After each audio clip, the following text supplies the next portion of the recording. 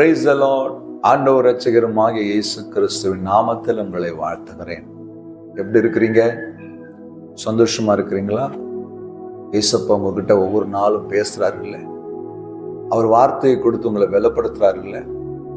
நிறைய பேர் எனக்கு ஃபோன் பண்ணி, பாஸ்டர் இன்றைக்கு இந்த ஆறுதல் சத்தம் வசனம் எங்களுக்கு பிரயோஜனமாய் இருந்தது, எங்களுக்கு ஒரு அற்புதத்தை செய்து என்று சொல்லும் பொழுது ஆண்டவர் என்னை நன்றி உள்ள இருதயத்தோடு கூட துதிக்கிறேன். இன்றைக்கு ஒரு தேவ ஆலோசனை நிறைந்த வார்த்தையை நாம் வாசித்து ஜெபிக்க போகிறோம். ரோமர் 12:10 வாசித்து ஜெபிக்கலாம்.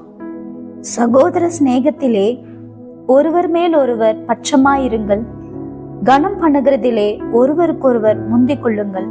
பவுல் ஒரு உன்னதமான ஆலோசனையை எழுதுகிறார். கனம் பண்ணுவதிலே ஒருவரை ஒருவர் முந்திக் கொள்ளுங்கள்.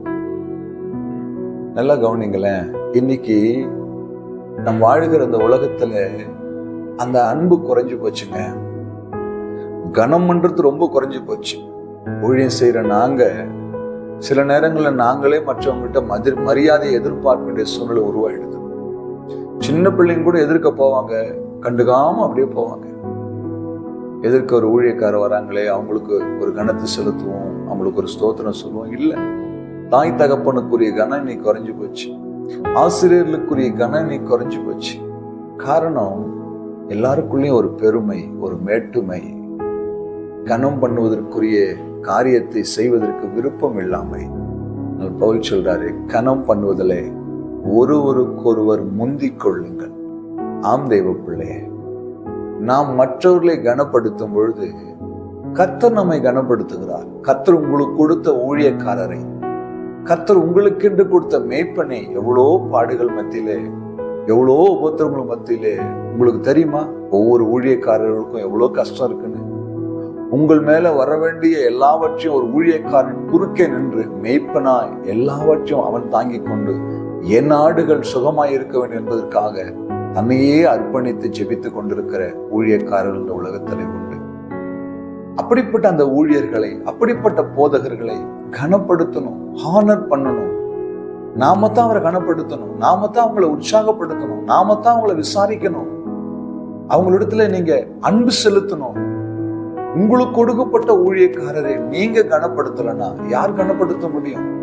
உங்களுக்கு கொடுத்த ஆசிரியரை நீங்க கனப்படுத்தலாம், யார் கனப்படுத்த முடியும்? கர்த்தர் உங்களுக்கு கொடுத்த தாய் தகப்பனை, சகோதரனை சகோதரியை நீங்க கனப்படுத்தலாம், யார் கனப்படுத்த முடியும்? அன்பு தெய்வ பிள்ளைகளே, கனம் பண்ணுவதிலே ஒருவருக்கு ஒருவர் முந்திக் கொள்ளுங்கள். நீங்கள் மற்றவங்களை கனப்படுத்துறதுனால நீங்க தாழ்ந்து போறீங்கன்னு அர்த்தம் கிடையாது. நீங்கள் தேவனுடைய பார்வையில உயர்த்தப்படுவீர்கள். தன்னை தாழ்த்துகிறவனை கர்த்தர் என்ன செய்யறாரு தெரியுமா? உயர்த்துகிற தேவனாயிருக்கிறார். கர்த்தருக்கு முன்பு தாழ்மைப்படுங்கள், அப்போது அவர் உங்களை உயர்த்துவார். என் அன்பு தெய்வ பிள்ளை, அன்பு சகோதரனே, ஒருவருக்கொருவர் கனம் பண்ணுவதிலே முந்திக் கொள்ளுங்கள். இன்றிலிருந்து உங்க மனசுல அந்த மாற்றத்தை உருவாக்கி கொள்ளுங்க. விசாரிங்க, ஊழியக்காரரை விசாரிங்க. பாஸ்டர் நல்லா இருக்கிறீங்களா? இந்த ஊழியத்தில் நான் ஏதாவது செய்ய விரும்புறீங்களா? என்னோட உழைப்பு ஏதாவது வேணுமா? நம்ம இந்த ஊழியத்தை எப்படி கொண்டு போகலாம்? நான் உங்களுக்காக ஜெபிக்கிறேன் பாஸ்டர், கர்த்தர் உங்களை எனக்கு ஊழியக்காரனாய் கொடுத்ததுக்காக என் ஆண்டவரை ஸ்தோத்திரிக்கிறேன் அப்படின்னு சொல்லி ஒரு வார்த்தை சொல்லி பாருங்களேன். அந்த ஊழியக்காரோட வழியெல்லாம் மறைஞ்சு போகும், வேதனையெல்லாம் மறைஞ்சு போகும். கனம் பண்ணுங்க, நீங்க கனம் பண்ணப்படுவீர்கள் தேவ கரத்தினாலே. விசுவாசிக்கிறீங்களா? ஜெபிக்கலாமா? அன்பும் இரக்கமுள்ள நல்ல ஆண்டவரே, இந்த வார்த்தைக்காய் ஸ்தோத்திரம். இந்த ஆலோசனையை கேட்கிற ஒவ்வொரு உள்ளத்திலும் இன்றைக்கு ஆவியானவர் பேசுகிறார். கனம் பண்ணுவதில்லை ஒருவருக்கொருவர் முந்திக் கொள்ளும்படியா கர்த்தர் உதவி செய்யும். காத்துக்கொள்ளும் இயேசு கிறிஸ்துவின் நாமத்தில் பிதாவே, ஆமென். ஹல்லேலூயா. God bless you.